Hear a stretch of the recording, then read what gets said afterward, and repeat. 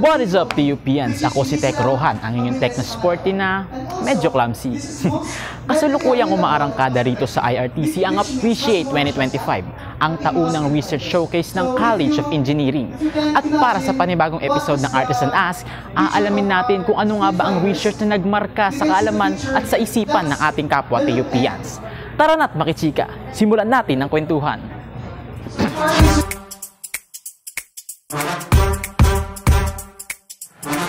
So ano po ate ang iyong name, course, year, and section? Hi, I'm Jessica S. Acap from College of Engineering, 4th year po. Clarence R. Ramos po, Civil Engineer from BSc 1C. Blanca Cyrus Jan from BSc 1C. Rod Andre C. Alcantara po, BSc 1C. My name is Jabar C. Riga from BSc CE 2A. So I'm Kristen Kate M. De Ocampo. I'm from BSc 2A.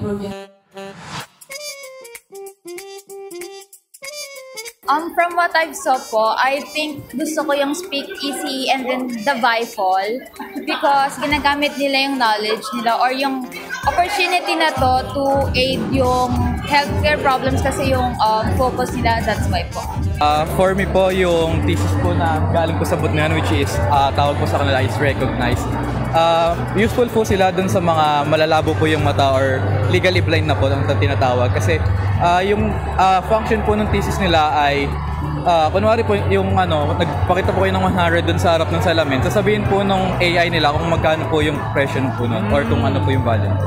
Maganda. Para sa akin po yung sa semi-automated po na paggawa ng Shanghai, yung dun po banda. Para sa akin po kasi mahirap yung paggawa ng Shanghai since ikaw na magbabalot tapos lutuin mo pa.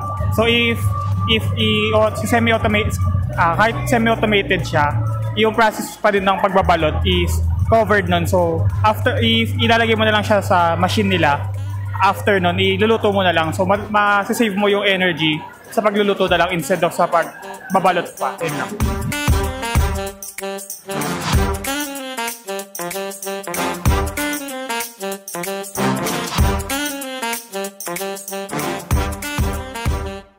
Yung sa akin naman po is yung gawa ng ECE na GeoPavement. Yung nagagawa po ng product nila is na-detect niya po yung mga damages po sa road.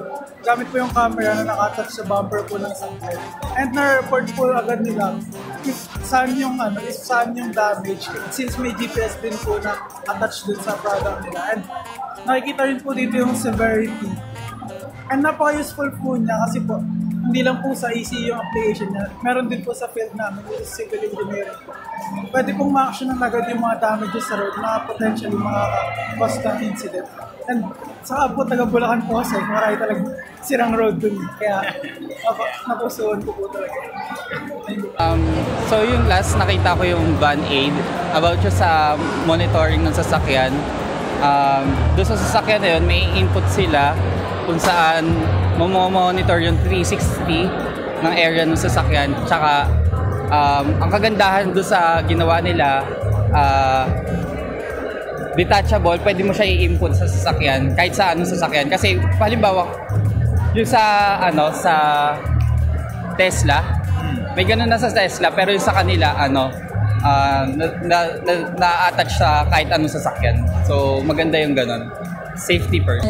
Sa mga nagustuhan ko sa boot, ang nakakuha ng interest ko is yung design and development of flood barrier. Kasi alam naman natin sa panahon ngayon, mabilis na bumaha. And parang nagustuhan ko yung idea ng paggawa nila ng flood barrier. Kasi gumawa sila ng 3 different designs and hinanap nila yung most suitable na material para doon.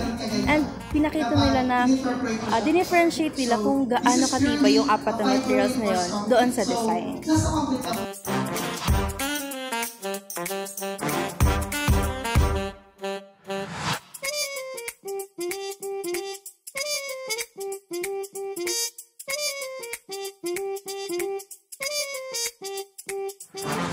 Yan na muna mga TUPians. Kayo ba? Anong proyekto ang umagaw ng inyong atensyon? Kwentuhan na lang ulit tayo sa susunod na episode ng Artisan Ask. See you next time!